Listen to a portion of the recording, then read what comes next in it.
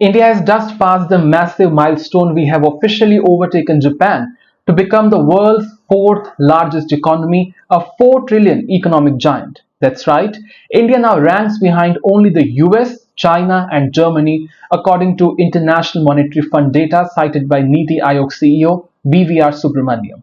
It is a big moment, but what does it really mean? Let's break it down. For context, just 15 years ago, Japan's economy was nearly 6 trillion US dollars. It was the envy of the world, but today it has shrunk to around $4.18 trillion, plagued by an aging population, low productivity, and decades of deflation. India, meanwhile, has doubled its nominal GDP in just a decade, surging from the fifth to the fourth largest economy. We are a 4 trillion economy as I speak, said Subrahmanyam at a recent press meet. This isn't my data, it's IMF's. India is now larger than Japan. He is not stopping there. Subrahmanyam predicts that within next 2 to 3 years, India could leapfrog Germany and become the third largest economy globally. And that is a really big thing. According to the IMF's World Economic Outlook, India's economy is projected to grow at 6.2% in 2025 and 6.3% in 26, far ahead of global averages. For context, the world is expected to grow at just 2.8% next year. By 2028, India is forecasted to hit 5.58 trillion, enough to overtake Germany. So what's powering this growth?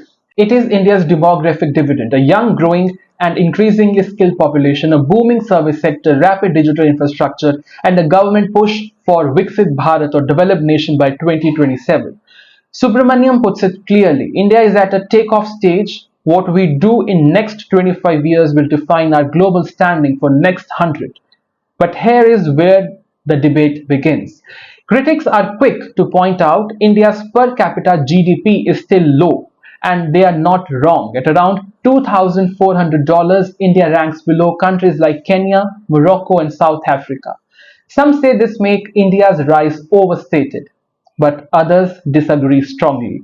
Policy strategist Siddharth put it bluntly, India isn't catching up, it's overtaking. He argues that looking at per capita GDP alone is misleading for a country of 1.4 billion people. Instead, India should be measured by its scale, momentum, and strategic impact. He said, and I quote, per capita grew 9.2% in 2023, faster than most of Europe. You don't measure a giant like India with boutique measures.